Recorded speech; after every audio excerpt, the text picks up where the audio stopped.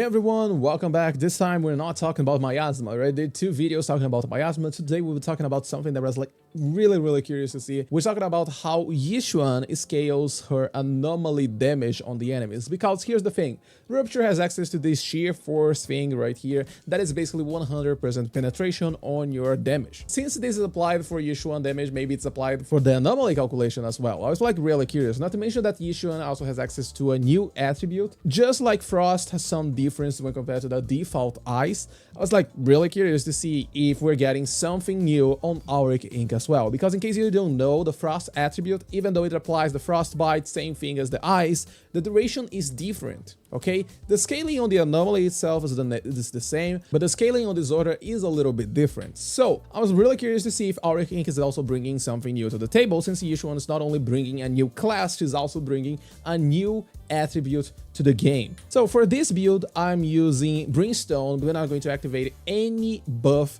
during the combat itself. I'm also not using a single 4-piece set because once again, I want to keep things consistent. We're also using Rina. Rina, once again, is not using Whipping Cradle because we don't want to mess up with anything. It's just to trigger a single disorder. So just going to confirm that we are running Anomaly Mastery. Gonna put some extra Anomaly Mastery here.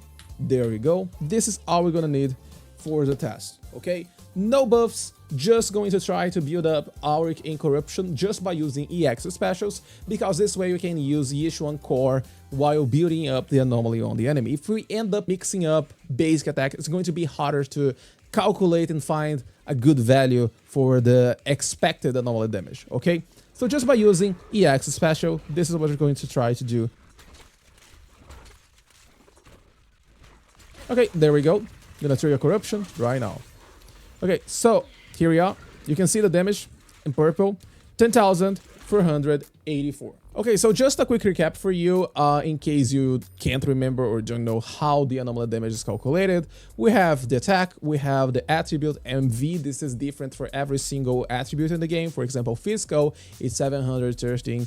Frostbite, Shatter, it's 500. And then we have, for example, corruption with 62.5, and the list goes on, okay? We don't need to focus on these numbers. This is not what we are looking for right now. Then we have the anomaly proficiency buff, we have defense multiplier, damage, stun multiplier as well, and then the level, because yes, level is important. It's going to change your damage as well. I said Rupture has access to sheer force, so my idea was that we're not going to be using attack on this formula. Instead, we'll be using sheer force, and then we're going to completely ignore the enemy defense, because basically sheer force means that we get 100% penetration. This is what sheer force is doing for us. Okay, so let's get all of Yi Xuan's stats and see if it matches the expected damage on the formula with what we're getting inside of the game. As I said, we're getting 10,484, right? Let's see if we can get this by applying sheer force with 100% penetration. 2,236. Okay. For the damage, we have 50% here plus 40% from Yi Xuan Core B. See, 40% right here at the end. So this is a total of 90%. Penetration, we have 100% penetration. For the anomaly proficiency, we have a total of 293. But the problem is that the corruption damage is like higher than it appears in the game. There's something wrong, okay? Maybe it's not sheer force. Maybe it's actually attack. 2,648. See, we remove the penetration, and then we're just going to add a D72 flat penetration at the end. Look at this. 10,483. That's a 0.9 damage difference between the calculated damage and the actual damage that we get inside of the game. And as I said multiple times already, it's really hard to get perfect numbers because of rounding errors. So Yi Xuan and Rupture agents actually scales their anomaly damage with attack, and they are also being affected by the defense multiplier of the enemy. Which means, for example, that if I decided to retry this and build a whole corruption using Rina penetration buff, I'm going to get a higher damage than before, right? Which is like super fun because all of Yi Xuan damage is not going to be affected by penetration buffs. But regarding anomaly, look at this. 13,051. That's how much damage we're getting right now. So it increased. That's how much penetration we are getting. 34.6. So let's apply this on the calculation. 34.6. 13,052. Really close once again to what we get. So yeah, there's no shear force being included on the anomaly calculation. And the thing is that shear force by itself, the gimmick around shear force and rupture agents in general, is that they're not only going to scale on attack, they're going to scale on something else. And on Yi Xuan, the case, for example, it's HP. You're actually better pushing HP instead of attack. So yeah, if you're trying to maximize your anomaly damage, you're going to need attack instead of HP, which means overall your shear force is going to lower down because it's better for you to stack HP. And I'm pretty sure that every single future Rupture agent is going to have the same idea of it's better for you to stack something else instead of attack. And the problem is that HP by itself, it has no place on this equation. And the shear force also doesn't exist. And because of this, the defense multiplier still exists on the equation, you see?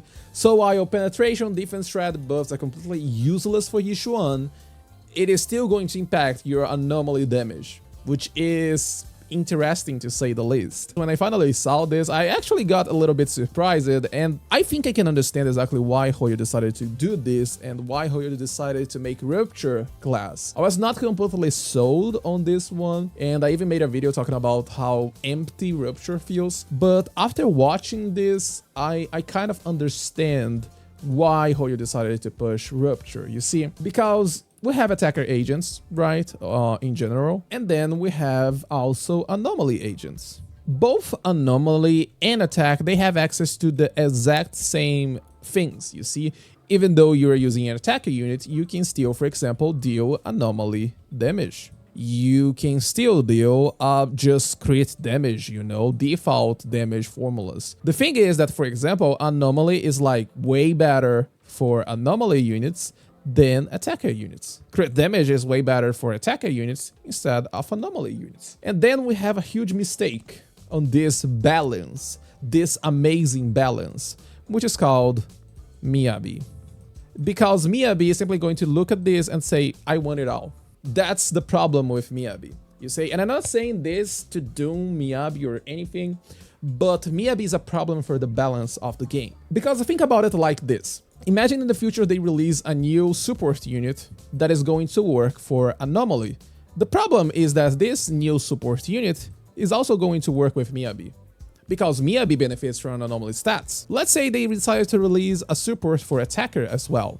This means that Miyabi can also benefit from this. And this is somewhat bad for the game because pretty much everything that they release is just going to keep feeding Miyabi more power, more power, more power. You're always going to be wanting to pull Miyabi because Miyabi is always the best option on every single situation. And right now in the game they keep pushing like ice resistant content, they need to find ways to contain Miyabi. And I think that Rupture at the end of the day is the way they found to have something that can be closer to attack while not being Miyabi. So at the end we have Rupture right here, and while it still feels that it's just attacker with 100% penetration, it seems they are not going to be able to interact with Anomaly that well. They are going to be really close to attacker agents, but they are not going to feel that close to Anomaly, even though they have access, of course, to anomaly damage. But because of this thing right here that you need to stack attack and Rupture, so far it seems that they're going to be focusing on stacking something else. It feels that Rupture is not going to mix that well with anomaly agents, for example. So this is my understanding, okay? Most of the thing that I'm saying right here is just opinion, and I really hope they can stick to this idea because, for example, if for some reason in the future they simply look and decide, okay, what if instead we make a Rupture agent that scales on anomaly proficiency, then everything that I just said is over, okay? It doesn't matter anymore. It's just going to be Rupture back to Anomaly, we're back into Miyabi situation. But as it is right now, I think that this is a way to avoid creating the same situation with Miyabi. And honestly, I like it. That's enough yapping regarding Rupture and how much it approached from Anomaly and how Miyabi is a mistake. Let's take a quick look now on the disorder damage.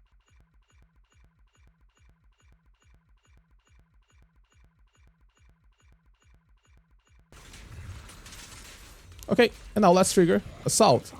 253690. Okay, so I had to watch this part again, you know, just to count the frames and see why the calculation was looking a little bit weird. It has a duration of 1 second 16 frames, which means that since this order always round down the numbers, it's going to be 8.5. You can see here that the corruption disorder damage expected is exactly the same that we have inside of the game, 8.5 seconds. We get the exact same one as we're getting right here. Take a look at this.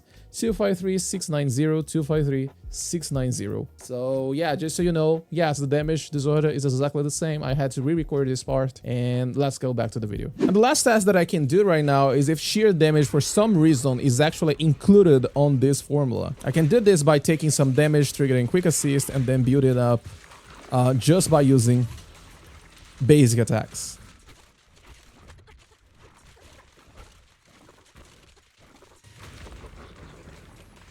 Okay, so here you can see the damage 8277. If we just remove the core skill buff, there we go, 8276. So despite having sheer damage active on Yi Xuan before because of the quick assist, it is not being accounted on the corruption damage. So yeah, nothing related to sheer damage is going to be included on the anomaly formula. This is all you need to keep in mind when it comes to anomaly and Yi Xuan, anomaly and rupture agents as well. Okay, so unless in the future Hoyo decides to make something like this thing right here, a rupture agent that scales on anomaly proficiency, I'm pretty sure that the idea around rupture agents is that they are not going to be nowhere near close to anomaly agents, okay? They probably learned the lesson with Miyabi and they don't want to make the same mistake again.